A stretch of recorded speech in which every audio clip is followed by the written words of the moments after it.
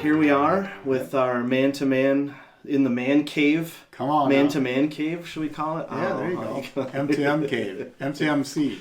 So, Dennis Lemire, Mike Makowski, Man-to-Man podcast, video series. We've got a lot of cool things going on. We launched audio. So Yes, we've been on YouTube, video only. Obviously, we share them out on Facebook.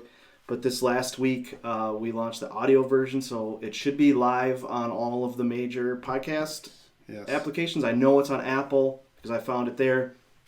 I'm pretty sure I saw it on Google Play, and I'll look through some of the other ones and make sure that we're listed on all of them. But it should be listed on all the major ones. All right. I kind of did a mass dump of the episodes because we were like 4 episodes in when we launched it audio only. So Okay. I've sort of rolled out like one a day over the last 4 days just to kind of get us caught up. But Right. then it'll go back to being weekly, which is what our normal podcast will be. So it'll be released weekly. So everybody, there's a backlog of 4 or 5 episodes that they can listen to depending on when this one goes out. But we're on audio only too. So that's cool. This will be like episode 6, somewhere in there. I'm excited, but I've got a problem. So, like, we have to talk about this before we get into anything else. About the basic event that's coming up? No, we have a basic event. That might happen by the time we have this. It might have already happened by the time this launches. So, I don't, we might have just had a great basic event. We're just going to assume that it was amazing, and we'll have a good recap in a couple of weeks. Yeah. But no, so I was over here for New Year's Day. Right. For food, and like there's this epidemic that popped up at your house that we have to discuss. You cooked like this fantastic prime rib. It was great. I mean, it was really good, and I'm not just like because I want to be invited back for the next one. It was good. It was solid.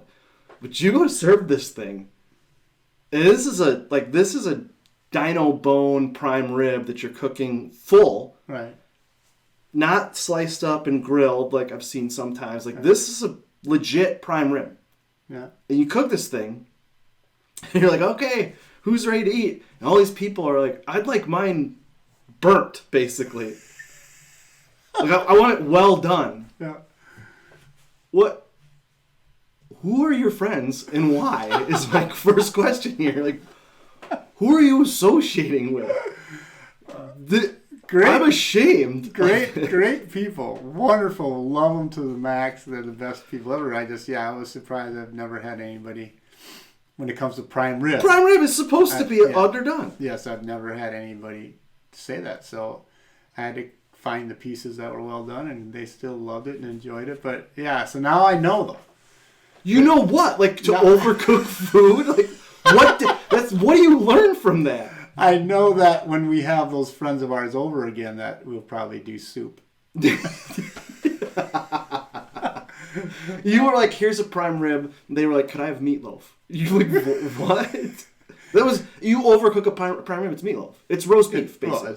Well, I don't even know what it is because I've never done it. So why would you? It was fantastic. Jesus loves them too. You should love them more. Because that's ridiculous. Yeah, so... Well, what we did find out, though, just really quick. What we did find out is it's not that they like it well done. It's that they never had it any other way. No. Oh, it's the fear of blood. When they see red on their plate, they won't eat it. So it's not even that they like it well done. It's just that they refuse to eat anything that bleeds on their plate. I asked them all, and that's what... And the one person had just this teeny little bit mixed in with the potatoes, and he wouldn't touch it. And so I told them all. I said, one of these days I'm going to cook you something, and I'm just going to blindfold you and have you try it. But yeah, so it's just that whole... I guarantee you these same people put ketchup on everything. No, the one family I was think no hot sauce maybe, but it's red. It's red liquid stuff, and you put it on your food. Yeah, it was fun. The idea of blood freaks people out. You're eating an animal, and the idea that it had blood freaks you out. Like that's exactly. You really didn't think this one through, did you? Well, Carrie's family, when I first met her, was exactly the same way. They knew I liked to grill, and so when I came over to their house, Carrie's dad had these huge ribeye steaks, just beautiful. And he goes, you know, he had 8 of them, and he goes, Carrie told me that you like to grill. I'm like, oh yeah, I love grilling. He goes, would you do the honors? I'm like, for sure. I said, how do you like them done? Well done. I said, I handed him back the day. I'm like, I'm not cooking them. Can't do it. Yeah. He said, what? I'm like, let me cook them. Let me cook them too, just under medium. And I said, if you want them more, you know, cooked more, I can always put them back on. And they actually all agreed. And now my wife likes hers rare. I mean, it's like 2 seconds, and she's done. But they all were like, this is the best tasting steak I've ever had in my life. So That's the way to cook it. That's why. Like that's the way you properly cook steak. I mean, there's a reason why that ribeye steak is how much a pound. Like usually it's like $8-9 a pound, if not more nowadays. Oh, it's more like $20 a pound. Okay. Ribeye, yeah. So, so I'm way off. So I'm not obviously buying expensive steak. Clearly, I just gave you my budget. But I mean, hamburger is what, a pound? I don't even know. $3-4 Yeah. maybe for a Yeah. pound. There's a reason. There's a reason. Dan. There's a reason Yes, that there is. hamburger, hamburger you cook through, That's true. usually for most people, and a steak you don't cook all the way through because it's flavor. So Well, yeah, I don't know. Some man, some restaurants don't even cook their burgers all the way through now. No, Now yeah, it's a they, you little know, they less. ask you, do you want it medium rare? So I always go with medium rare on burgers. So it's nothing to do with what we want to talk about, but I had to bring it up because I'm sitting in the corner, biting my tongue because these are not people that I know all that well. Right. And I'm watching them like ruin this prime rib, and I'm going, what are we doing here? Like, this is a really nice prime rib. So I had to bring that up because I don't ask. You are polite enough to ask. Right. Like you said, hey, how do you want it done? I would have just served it and watched them all go. That's what would happen. They'd have Yeah. given me back. Then I would have eaten it myself. I'll be like, bummer. Sucks for you. I have more for me. Danny, you want to take some home? Yup. Because Billy here didn't eat. Too bad, Billy. I'll take it home. My kids will eat it. Better start liking blood, buddy. Yeah. I mean, it's just, I don't even ask. I just serve it the way it's supposed to be. Like, I go to a restaurant and they ask, like, do you want this? I'm like, you're the cook. This is I don't own this place. You do. Make the food and serve it to me. And if you think this is the way you want it to taste, I'm going to eat it. That's me at a restaurant. I don't want it. Perkins drives me nuts. Perkins isn't really a thing anymore, but it used to be a big deal. Oh, yeah. And you go to Perkins and there's 55 questions. Oh, yeah. I want a burger. Well, would you like that with lettuce? Yeah. How about tomato? Yeah. Could I just how do you want to serve it? Just bring it out and put it on the table. I'm good. It's your meal. You make it. You bring it out. Oh, yeah. Now the options have changed a little bit. Multi-grain bun. I thought there's 100 questions, and I just put it on whatever you want to put it on. So, anyways, that's what I would do. Right. So we do have my son. We have my son here today who's producing for us. So Caden is producing. So that's different. So this may look different than it has in the past because he's doing some production for us. It's something that he's done. What's that? I was just whispering his name. Oh. It's something that he's done really well in the past. We've had some shows that we've had fun with in the past, so he wanted to come and try it out. So he's here too. So I just want to let everybody know that this episode, we're not going to get this fancy every episode because you and I are not that good, but Caden is, and so he'll be doing some fancy stuff. So thanks for your time, buddy. Yeah, it's awesome having you here. So what I really wanted to bring up was not the prime rib thing, although I had to address it because it's clearly the elephant in the room at this point. After being over here, was that I don't know how you did that. And you'd probably eat elephant medium rare. You were much more gracious than I was. Oh. I was like, wow. So we had to cover that. But one of the things that I think I had a conversation with a guy again this last week, and and part of Man to Man really is trying to get guys okay with the idea of having personal conversations with other guys, right? Like it's become so taboo or so out of the ordinary for two guys to sit down and have a conversation like this, that part of what we're doing is literally just saying, hey, this is okay. Right. And look, we're doing it. It's okay. It's okay. So I'm sitting down having a conversation with a guy, and one of the things that he said to me, which it hit me, and I've been thinking about it, is, and I've heard this multiple times, right? It's this idea of where do I start? Right? So here I am. And I came to you with this 2 years ago with this same question, right? The same thing. We sat out in the backyard. It was cold. I remember it was cold, but we sat out in the backyard, and I said, like, what do I do now? Right? I've come to the realization that I don't know what I'm doing. No. I don't like where I'm at. I don't like what's going on in the world around me, or my life is sort of at a place where I don't like where I'm at. It feels like everything is out of my control. Right. Like life is happening to me. I am not involved in it. And the one thing you said too is, I'm done trying. I remember you saying Yeah. that. You're like, I'm just so tired. I'm just done trying. Seems like nothing I do works. Nothing I do seems to fix anything. Right. Right. And I felt like I was doing, hey, I'm trying. I'm putting in max effort, right? Like I'm giving it all I got. I'm redlining my abilities. Right.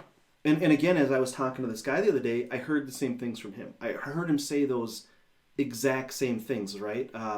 I'm doing everything I can. I am trying so hard.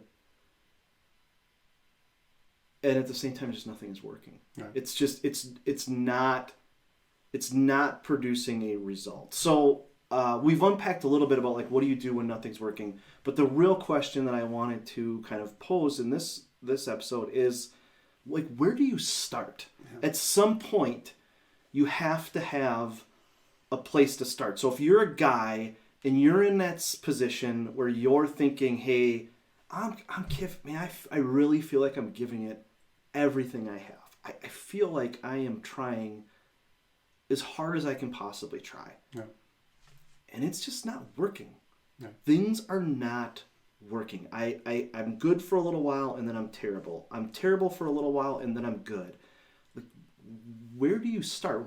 If you could boil it down to, okay, stop. Right. Stop right now. Let's start here. Right. Where do you start? Great question. You hear the statement all the time, I'm at the end of my rope. Yeah. I'm just at the end of my rope. And one of the things that I've said in the past is, well, then you need to grab another rope. You need to actually put your trust in something else something else other than the thing that you've been hanging on to this whole time. Mm-hmm. You have to do that. And the tough thing about that as a man, that's hard. Right. Because we don't want to, when we get at the end of the rope, we're going to do something else to try to make it work. And then when we get to the end of that, we're going to do something else to try to make it work. We keep trying to climb back up, tie another knot, So the first thing we have to realize is we got to give up. We literally got to give up our life. We got to say, I'm done trying. I'm done trying to do the way I know how to do things, because it obviously isn't working. So when you say give up our life and I'm done trying, right? You don't mean quit doing anything, no, or quit. What exactly? When you say, like, okay, give up your life, we need to quit trying. What do you mean? Like, what does that look like? That means you literally come to the end of yourself, and you put your trust in someone else. Okay. You literally go, I can't, but I know someone who can, and you grab onto the one that can. And that's where, obviously what happened to me was the realization that everything I tried was screwing my marriage up worse than ever. And so I knew that I didn't have the wisdom, the ability at all to make marriage work. So I had to find someone who can. And that's where my life got transformed by Christ. The realization of, I have to give up my life. I have to lose my life, Scripture says, to gain his. If I lose my life, it says, if any of you wants to be my follower, you must give up your own way, take up your cross daily, and follow me. If you try to hang on to your life, you will lose it. But if you give up your life for my sake, you will save it. What verse is that? If you could just... That is Luke 9, 21 through 25. Okay. It says, and what do you benefit if you gain the whole world, but are yourself lost or destroyed? We have to come to a point as men that we can't do it anymore. And yeah, it's very difficult to come to that conclusion because we don't want to. In fact, God's designed us to battle. He's designed us to fight. He's designed us to try every avenue we can. And most men do. and lose a lot. Right. Families, relationships, jobs, sometimes even their life. So that's what I think that happens frequently, right? Yeah. I should say I mean, statistically, we know it happens frequently in all of those areas, right? As you get to the end of yourself, and you have to make, we talked about this in the last episode, you have to make a decision. Right. You have to make a decision. What am I going to do? And a lot of men, when they get to that point, it's resignation. Yeah. Is the word that I use to explain. I don't know, probably John Eldridge probably said it at one point and I picked up on it. But that's the word it's resignation. It's I don't have anything left to give. Right. And so I'm going to end my life. I'm going to quit my job. Yeah. I'm going to end my marriage. I'm going to stop fathering my kids. Yeah. I'm going to sell it all and move to another state and start over again. Right? And do it all over again, the same do thing. the same, yeah. Right. Because there's no other place to go, so you have to make a choice. Right. And that's one choice, is resignation. Other things I see guys do is just shut down. Well, yeah. How many men do you know just live in a life of, they've just given up. Right. And they're alone. Mm-hmm. Right. And they have no communication like this going on because they feel they have no value to the world. The enemy just wants to do that. The enemy, it's one of his driving factors when it comes to us men, is this getting us to the point of where, you know what? It'd be better for me not to be here. Right. Better for, one of the things that I consistently battle, and this is no lie, even when I was in high school, the question in my history class was, who do you want to become like? Or who do you want to be, right, growing up? And when I was growing up, I was, the kid that got beat up in high school. I was, the kid that was, I love the outdoors and I was always outside, but very few friends, that kind of thing. I wanted to be Grizzly Adams, man. I wanted to. You're the bear. I had a plan of escape when I was 15 years old. I had it all planned out on how I was going to leave, go up north into the, into the northern woods, somehow get a ride out there, and then just live out in the wilderness, have a grizzly bear and an Indian as a friend, and that was what I wanted to do with my life. I wanted to resign. Even as a kid, I felt that way. Just checking out. Checking out. And the enemy wants us to do that. And the reason so many men struggle with this, because the enemy knows how powerful we can be when we let go of our life. When we say, you know what, I'm not in control of this, but I need someone else to take control. Somebody that I can trust. So that's the other. So the first. The one, I should say. Right. So the left turn I'm at the end of my rope is resignation. Yeah.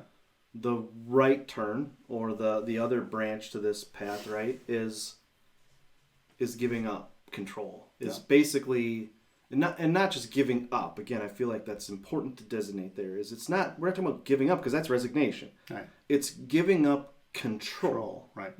Yourself trying to be the one in control. Right. And the verse you just read says that you have to give up that control. Right.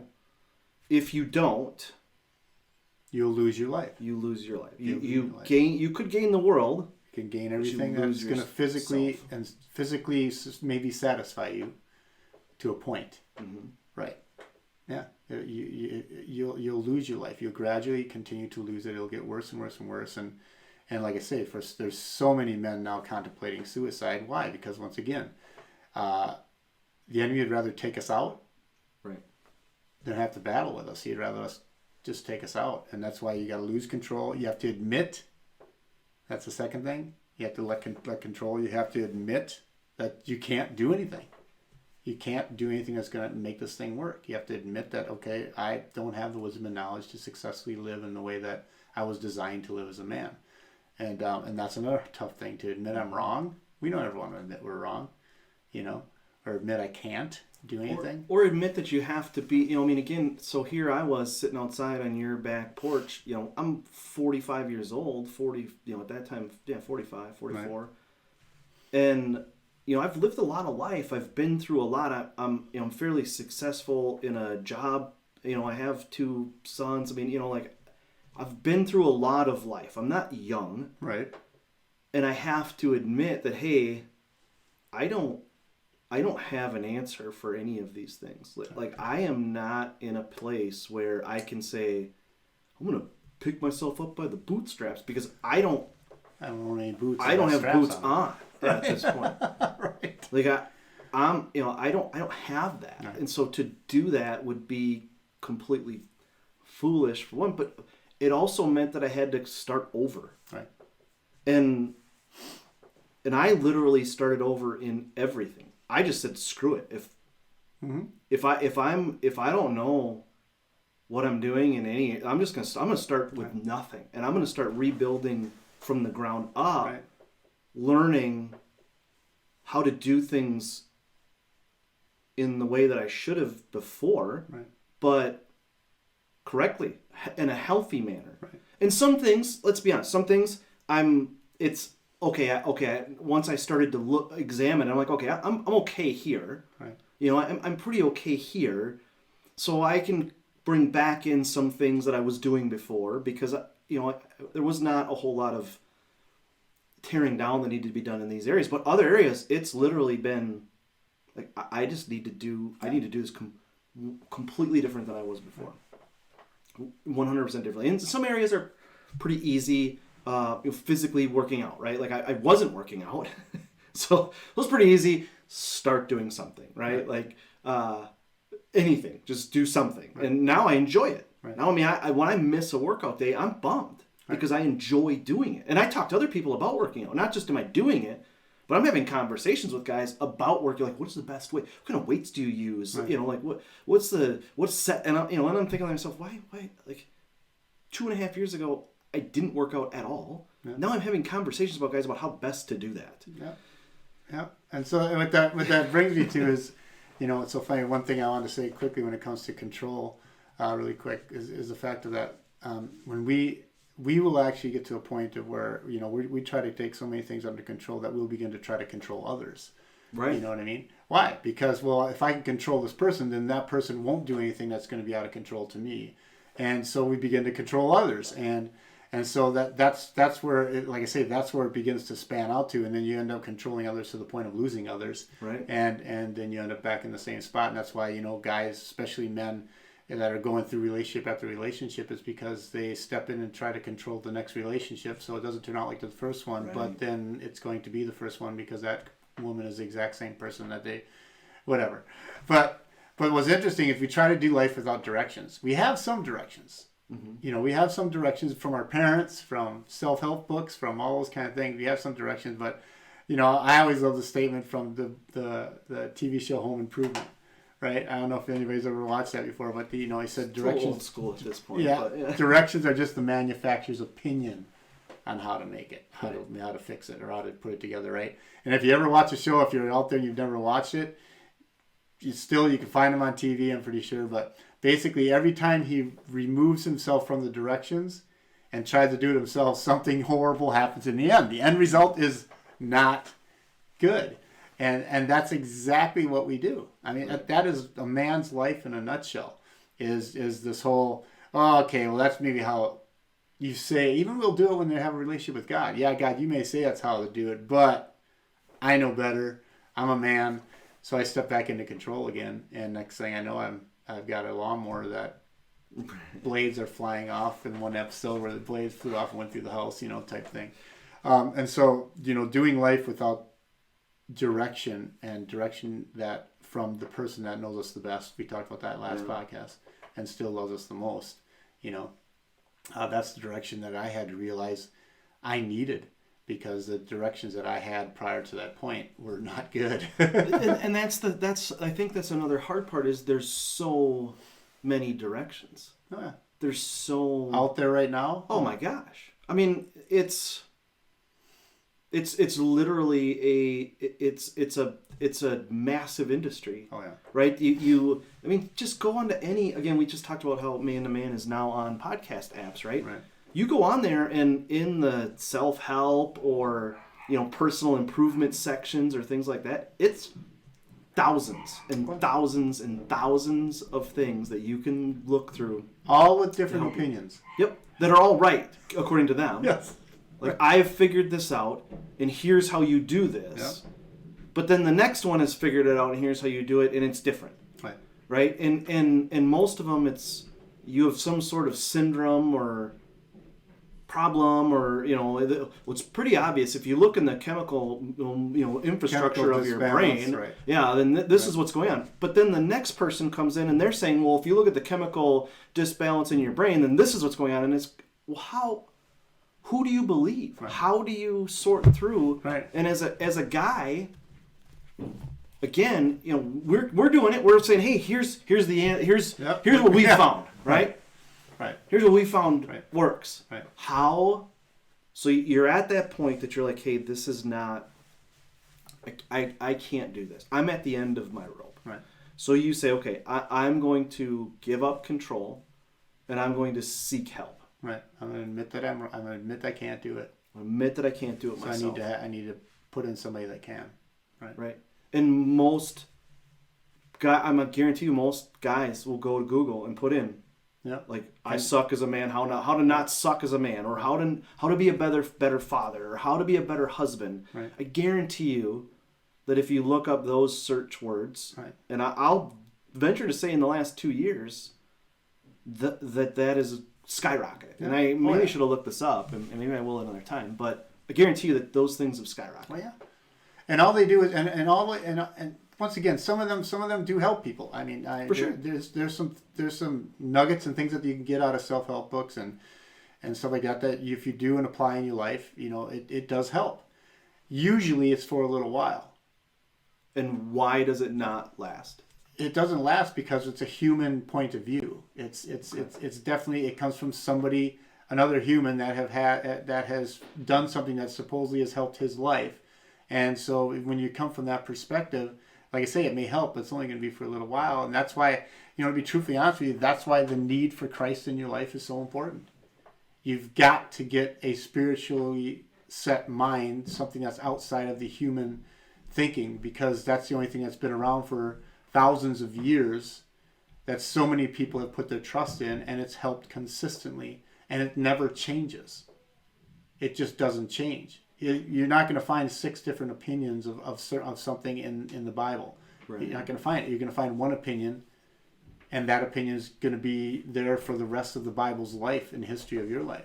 And you've got to buy into the fact that our mind and what we can learn from this world is not the things that are going to be that's going to give us the ability or the strength to maintain a life that is no longer suicidal, that's no longer giving up, that's no longer, you're going to have those thoughts every once in a while, and you're going to bump into things, but you got to go back to the spiritual side of Christ and the reality that there's only one that saved my life, and there's only one that if I lose my life, I gain his, right?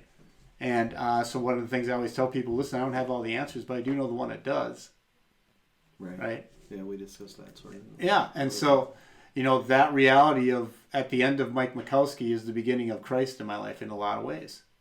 In a lot of ways. Mm-hmm. When I say, God, I can't do it, I know you can. So teach me, show me. And in Colossians, it says in Colossians 2, verse 18, it says, don't let anyone condemn you by insisting on pious self-denial or worship of angels, saying that they have had visions about these things. Their sinful minds have made them proud, and they are not connected to Christ, the head of the body, for he holds the whole body together with joints and ligaments, and it grows in God's nourishment of it. Now watch this. This thing was written a long time ago, correct? Right. And it says, you have died with Christ, and he has set you free from the spiritual powers of this world. See, the reality is when I die to Mike Mikowski, right? When I give up my life, and I say, you know what, I can't do this anymore, God. I need you in it. I need you to be the author. I need you to give me the directions. I need you. When I die to Christ, then Christ says, okay, listen, now you can hear me. Now I'm going to come in. Now I'm going to start giving you directions on how you can live your life. The cool thing about it is it's not about self-help. It's about the reminding of who he's already designed us to be. Right. And so when it says, you have died with Christ, and he has set you free from the spiritual powers of this world. All the influences that are trying to tell us how to do things of this world. They're all worldly. There's some good, there's some bad, whatever the case may be, but the point is that they're all worldly. So why do you keep on following these rules of the world, such as don't handle, don't taste, don't touch? It says here, such rules are mere human teachings about things that deteriorate as we use them. I mean, how many things have we applied in our life that was given to us by a podcast or whatever, just Right. like you're listening to now, right? And it's like, oh my gosh, that's it. That's what I need to do. And then we like you say, work out, right? Okay, I just got to get up every morning at 6 o'clock, and I got to make sure I'm there by 6:30, and I got to work out for an hour. And we're constantly putting in this effort to try to do it. All right, yeah, there's some reality to that, but at the same time, Maybe, God's like, right? right, right. But at the same time, what's interesting is it says, deteriorate as you use it. These rules may seem wise because they require strong devotion, pious self-denial, a severe bodily discipline, but they provide no help in conquering a person's evil desires. The things that are constantly pulling at us, the things that we're constantly falling to, all these things have no help at those types of things in our life. That's why we continue to make stupid decisions. That's why we continue to do dumb things. That's why we continue to... Is why? Because I'm going off of what the world says I should be doing as a man instead of what God says I should be doing as a man. I'm trying to control my life instead of give up control to my life so that Christ can step in. And I don't know what else to say. So to know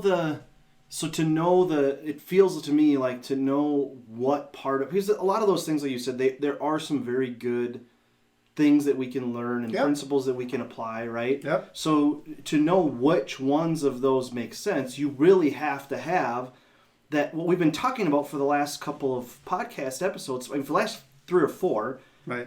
is that understanding of what God is, who God is, what it means, right? And to be able to bounce it out. If you don't have that, then you're sort of just starting over on your own. Shouldn't even say sort of. That totally takes away from the point. It's not that you're sort of. You are. You could. So let me back up. You could stop. You could say, I'm at the end of my rope. You could start down the path of rebuilding, trying to understand. You're going out. You're listening to Oprah, and I don't know if these people are still doing anything. So I'm just going to show that I don't really pay attention to other things. But you're listening to Oprah, and you're listening to Dr. Phil, and you're finding out from Gary Vaynerchuk and all these people, right? Like, these are all great ideas, and I'm waking up at 6 in the morning, and I'm doing 20 push-ups and 20 sit-ups and 20 jumping jacks, and then I've got to go take a cold shower, and then I've got to go drink this type of coffee, and then I've got to make this type of breakfast, and then I'm going to be successful. Yeah. Right. Exactly. People do that. Right. And for a period of time, they go, holy crap, I'm successful. Right. Look, I've taken all of these things that all these people said, and now I have been successful. Right. In one area. But then what happens? Yeah. In one area. And how long does that last? Right. Exactly. How many of you made a New Year's resolution that you're going to be physically fit? How You're many going to people start going to the gym? right now? And again, this might not be, this might not be when this airs, but right now it's the 7th of January. Yeah. And I guarantee you, like 90% of New Year's resolutions have already been broken. Oh yeah. For sure. Right? Mine has already. I don't do it because it's not even worth it anymore. Yep, there's actually a statistic out there that actually says how many days or how long it actually takes before you break your first New Year's resolution. Yeah, I guarantee you it's measured in days. Oh yeah. Not months or it is- years. No. Days. Because something happens, and this is what I think we need to step into. Something happens when I give up my life, when I lose my life, the realization, and I admit that I'm wrong. They admit that I can't do this. They admit that I don't have the answers. The reality is, now that I've done that, the scripture says, since you have been raised to a new life with Christ. So once I give up my life and I ask Christ into my life, right? He raises me up with a new life. A life that was from the original design that God had for Mike Mikulski. Right. See, we take everything down here and try to, like I said before, you don't live this life to discover your identity. Right. You bring your identity to this life. Right. Right? And so the coolest thing about giving up my life and asking Christ to come into my life, now he raises me up in the new life that he's had designed for me since the beginning, before creation ever was even made. God designed for me. So it's so cool because it says, what that does then, since you have been raised to a new life with Christ, set your sights on the realities of heaven. Your focus is no longer down here on trying to figure out what I can get from this world to help Mike Mikulski's life. My focus will go directly to Scripture, to prayer, to God, What do I need to do? Me and you just prayed before this podcast. Holy Spirit, Jesus, Father, come into this podcast, right? Why? Because we're not focusing on the worldly things anymore for this podcast. We want to hear from heaven. It says, set your sights on the reality of heaven, where Christ sits in the place of honor of God's right hand. Think about the things of heaven, not the things of the earth. Right? That's the shift. So yeah, when you're trying to figure out what the heck do I do to get myself from rock bottom to start moving up, that's the key, is everything has to bounce off of, is this me or is this from God? That's good. Right? Yep. Because if like you said before we started talking, if we get to a point where we go, okay, I'm stabilized, I got it, I will now resume control. Oh yeah. Right? That's our natural ability. That's our human nature, right? And for guys, I mean, it's literally what we're told we're supposed to do, right? Yeah. Even if you look at biblically, right? We're supposed to be the head of the household, a leader. We're supposed to, be the priest of our family, all of these things. If you literally have no understanding of God's character and who he is and what he's intended you for, and you just take those things, it makes you think, I need to have all the answers and be in control. Yeah. Well, yeah. And then what's even interesting is when you get comfortable, like you're saying, and then God doesn't show up, you'll resort back to something you did 6 years ago. Right. When you thought it worked. Yeah, right. Oh yeah. That's a consistent battle. Instead of pursuing and saying, well, God, I haven't heard from you in 3 weeks, so I've got, our immediate nature as a man is to go, well, I need to do something. Right. Look at Abraham, right? And said, God said you're going to be the father of many nations. I just read that, in my daily readings, right? And it wasn't happening. He was 90 years old or whatever, right? And his wife was 92. And, right? And so what does he do? She says, well, here, I'm going to take it into my own hands because I got to have a son. Right. To claim my inheritance, right? That's what we do. And that's what we have to be careful of. And so sometimes when it comes to adversity, we can't look at adversity as something that's necessarily always bad. That adversity keeps us on track. Right. I mean, I'm not praying or asking for adversity at all. I'm not saying that. But when you think about the struggles that we face in life, sometimes we look at every single struggle as something that's bad for us, when realistically the struggle has an incredible ability of keeping us focused on God, on the heavenly realms, than necessarily on ourselves. Because it goes on to say, think about the things of heaven, not the things of the earth. For you died to this life. Right. A dead man can't. I mean, if I'm dead to this life, I can't get anything from it. Right. A dead person can't get anything from the world. I mean, ask anybody in the grave. They'll tell you. They're not getting anything, maybe not. Right? But it says, for you died to this life, and your real life is hidden with Christ in God. What? So in other words, the more I read Scripture, the more I seek after God and about my new life, it's hidden in Christ in God. The reality is he's going to, during that time frame, he is going to spill out into my life the thoughts, the plans, and the things that he has for me, the directions for what I should do for this next step, the ways that I should approach this next relationship, right? Right. How I should approach this job. I mean, if we continue to keep that focus, we are stepping into the new life. We were losing our old one. And it says, and when Christ, who is your life, is revealed to the world, you will share in all the glory. And then it goes on to say, if you read in Colossians 3, it goes on to say, so put to death all these sinful earthly things lurking within you. Have nothing to do. And then they go off and list all these different things that every man struggles with. Sexual immorality. All these things. It says, put these things to death. Right. Don't go there anymore. Why? Because my focus isn't on what earth can provide. My focus is on what God can provide. Why? Because I know that's lasting. So those are next steps, right? Like, right. So now this is after you get to this point. Right. I think we've got to kind of make sure that we're that's a whole nother ball game there, because you've got to get to there. You've got to get to a point where you're comfortable enough with this new life, right, with giving up yourself. I think that's a big. Yeah. I mean, I don't mean to put the brakes on, but I feel like it's it's really easy to kind of want to speed past. Right. Again, I say this often, and I think it's important because, again, we want to, we like I want results. Yeah. We all do. We all want results, right? Like, hey, you can lose 10 pounds in 4 days, right? We're all like, whoa, I'll listen to that commercial, right? I mean, we all want results, but this isn't like this journey, this path that we're advocating here. This is not a results-driven journey. It's not. It's a process-driven journey. Right. It is a journey-driven journey. Is really what it is. Like, you may not see results in this world. You might not. Right. It's no guarantee at all. And then you might have some results that happen. Most people do. Yeah. Most people see some, but you have to also, I think, in order to see results, you have to change your idea of what results means. Yeah, in some cases, yeah. Because results might not be what you expect them to be. It might be, holy crap, I have a way better relationship with my sons than I've ever had. Right. And I didn't do this to get that result. Right. I did this. I made changes in my life. I made the way I interacted with them. I made the way that I, my focus with my boys different.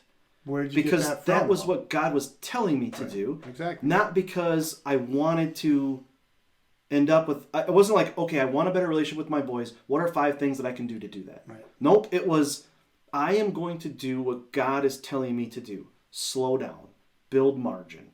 Enjoy them and what they do. And who did all that have to do with? Who did all that have to do with? I don't know that I understand that. In other words, build margin. Everything that, in order for you to have the relationship with your kids, God did a work on you. For sure. Oh yeah. He didn't change them. No. He had your focus on what he was doing in your life, this new life that Dennis has because of what Christ did for him. Right. That's what's so interesting. We think that we got to get focused on everything around us. Mm-hmm. If they will all change. Right. Yeah. If my kids would just be obedient, if my wife would just be submissive, right? That's not how God works. God will always work on me. Despite what's going on around me, He's going to work on me to bring the best Mike Mikulski the best Mike Mikulski life to this world. Mm-hmm. And then the change occurs, like you said. It occurs in me. Frankly, it may not. I can't sit here and say, boy, my boys are changed. I don't know that they are. Right. I don't know that they have to be. Right. Frankly, because that's their journey. Right. They have to walk that journey, and they have to make that choice. Right. They have to come to the realization that, hey, what I'm seeing, right? There's a saying that says that they're, for kids, right, that things are caught, not taught, right? With teenagers, I think is specifically where I got that one from. Somebody told me that about teenagers, right? Like, hey, with teenagers, it's caught, not taught. Right. You can't sit down and be like, hey, here's how you do this, because they don't care. Because there's teenagers, they know.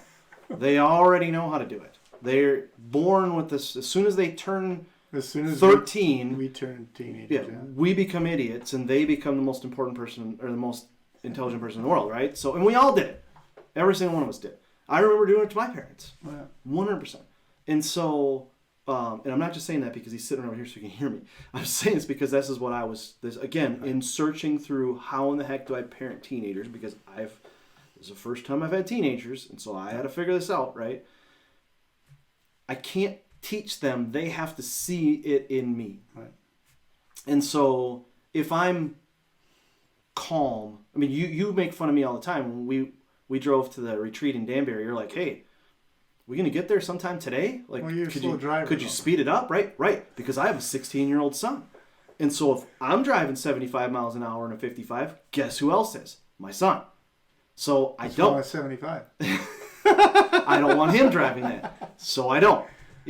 I don't drink. Not because I have a problem drinking or because I had an alcohol problem or anything like that, but because I realize that I don't want my sons to even see Dad doing that, because then to them it's like, well, Dad has a beer now and again, so everything is just fine. Right. And again, not that that's a problem. I 100% don't think it is. Right.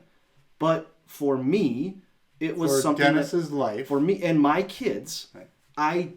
I made that choice, that I am going to err on the side of, they don't even see Dad doing this. Right. And so what's the point? Right.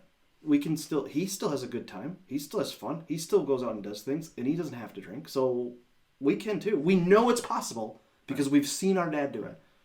That's what I think with kids, and I think that in our life, for guys, you have to understand that it's not about the stuff around you. No.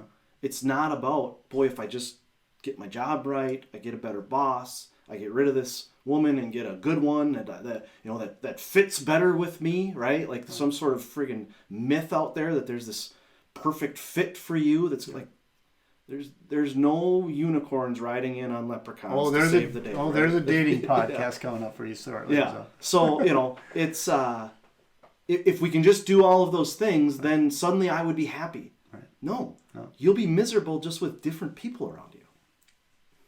Because you're the miserable one. Right. Exactly. Yeah. And in the end, it's you have to figure, again, for me, and I say you, but it comes from what I had to do was literally go, okay, what about me causes this? Right. What inside of me causes my relationship with my kids to look this way? Or what inside me causes me in my relationship with my friends and the people around me to look this way? And it's my relationship with my dad, my relationship with my mom, right? Like all of every single one of those areas. Anytime that I've ever prayed and said, God, you need to fix my wife, he's always showed me what I need to do to be fixed. It's just the truth. I mean, that is the truth. The biggest difficulty for men, I believe, is that by design we are supposed to be the ones that fight. We stand against adversity. We make tough decisions. We make tough calls. We're supposed to we're actually built in a manner that's not supposed to give up. We're not, in fact, giving up on something is supposed to just tear us apart. Right. So the biggest difficulty for me was I had to realize that I am just an idiot.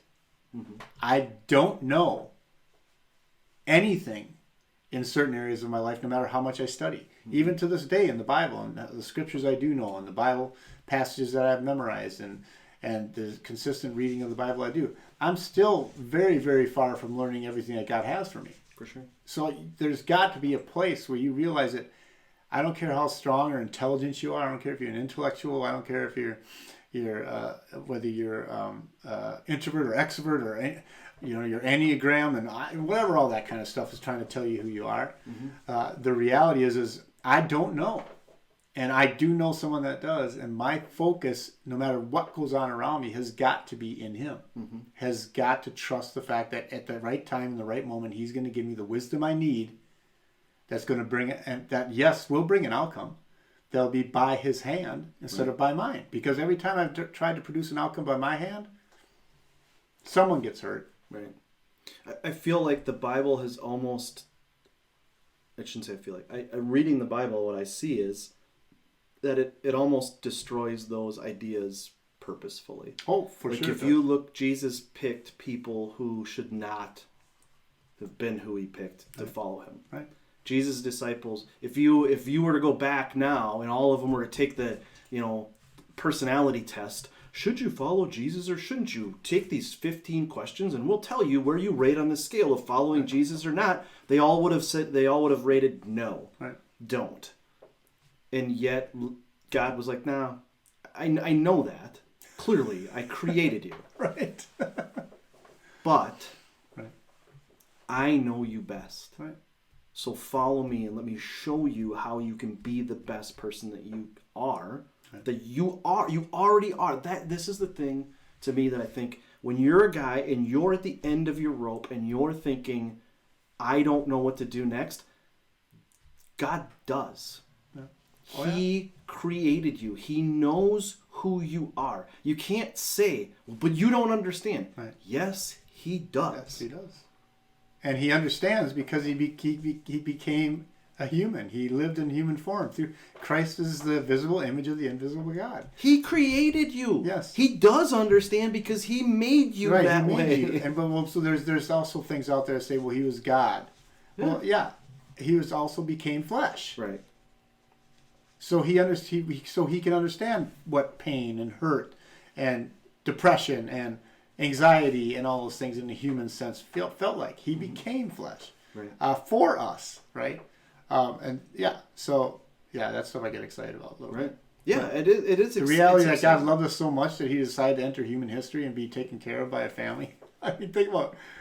Yeah, what is it? Does John say at one point, like, somebody changed Jesus' poopy diaper at one point, right? Like, right.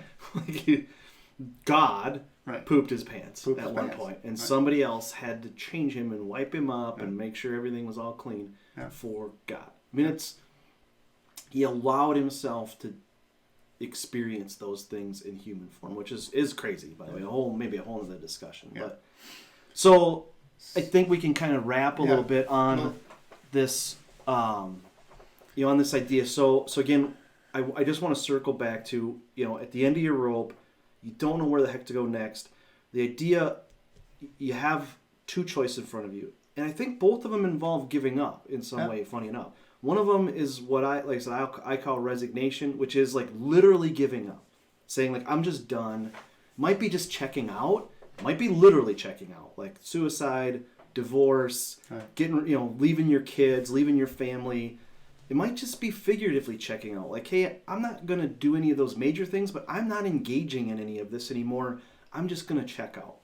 Right. Because the world doesn't need me. Right. And then the other way is the same thing. It's giving up, but it's giving up control and the thought that you have to control everything in your life and accepting the fact that there is a God that understands who you are, what you're made of, and what your strengths are, and will give you the ability to work within those and to figure out what the next steps are based on what He has for you and what the purpose that He's designed you to be.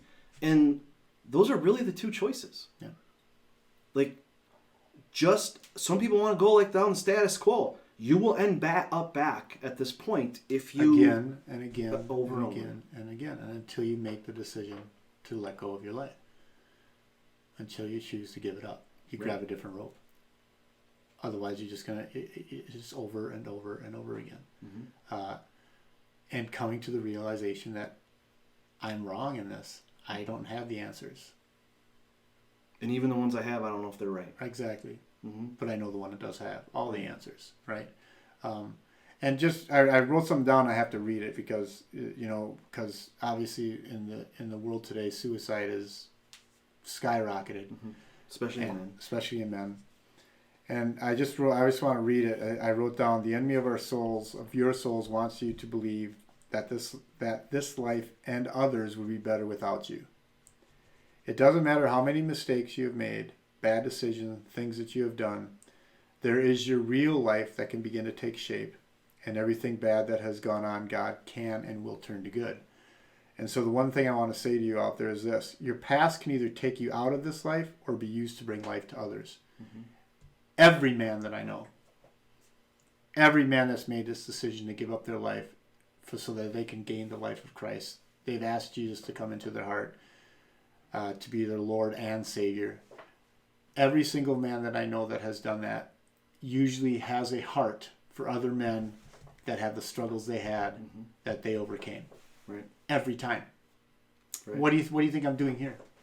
That's why I'm here. I mean, my life, my growing up as a family, the enemy destroyed that whole outlook of what family is. Why do you think I became a youth pastor and then a family life pastor? Why? Because the enemy knew that if I continue in this life, I could actually bring good change in other people with the help of God. So if you're out there and you have that thought, remember that everything that you've gone through to this point, God can turn for good. Right. And you can bring life, instead of taking your life out, you can bring life to others that are struggling in the area that you overcame because you chose to give up life and give it to Christ.